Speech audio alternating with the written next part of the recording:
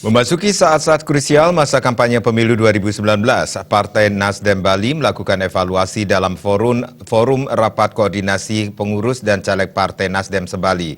Rapat koordinasi dilaksanakan di Denpasar.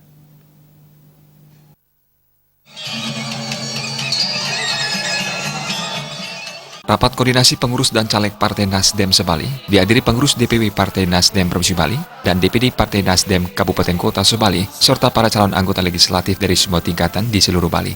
Ketua DPW Partai Nasdem Bali, Ide Bagus Oka Gunastawa mengatakan, evaluasi dilakukan terutama terhadap bagaimana Nasdem menjaga stamina untuk memastikan lolos secara administratif.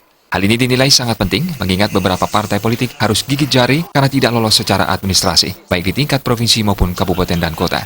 Ide Bagus Oka Gunastawa yang juga sebagai caleg DPR RI nomor urut 1 dari Partai Nasdem untuk Dapil Bali menambahkan, dari evaluasi sementara, seluruh caleg yang diusung Partai Nasdem di Bali sangat siap menghadapi Pileg 17 April mendatang.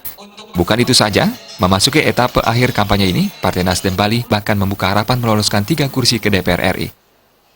Ya, memang ini kami pandang momen yang sangat strategis dan partai politik sepertinya harusnya melakukan hal yang serupa. Karena dalam perjalanan ini kan kawan-kawan para calon anggota legislatif itu mereka sudah dalam penugasannya untuk turun ke lapangan secara personal.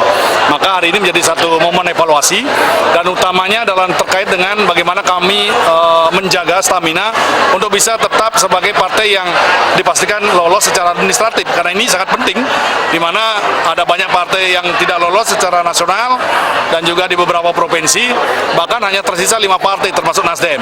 Nah, tentu kami prihatin dengan kawan-kawan yang dinyatakan tidak lolos secara administratif. Sayang sekali karena mereka berpikir perjuangan secara fisik saja di lapangan, ternyata administratif sangat menentukan dan Nasdem tidak mau menjadi salah satu dari mereka yang tidak lolos untuk itu. Oleh karena itu kami memastikan melalui pertemuan evaluasi pada hari ini dan saya berbangga sekali karena kawan-kawan para calon anggota legislatif meresponnya dengan sangat luar biasa dan antusias. Hanya beberapa orang saja yang tidak hadir dan itu pun dengan alasan yang bersangkutan sakit dan lain sebagainya yang langsung menghubungi saya.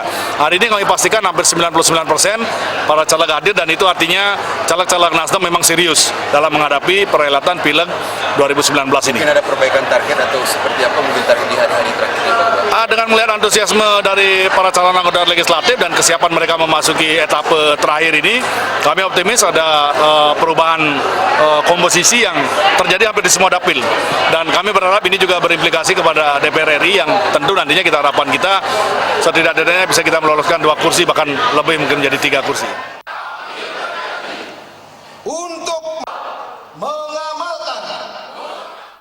Di akhir acara rapat koordinasi pengurus dan caleg Partai Nasdem se-Bali, dilaksanakan simulasi pencoblosan surat suara Pilpres 2019. Simulasi dilakukan oleh Ketua DPW Partai Nasdem, didampingi pengurus DPW Partai Nasdem dan seluruh Ketua DPD Partai Nasdem se-Bali, dan disaksikan seluruh caleg dan kader Partai Nasdem.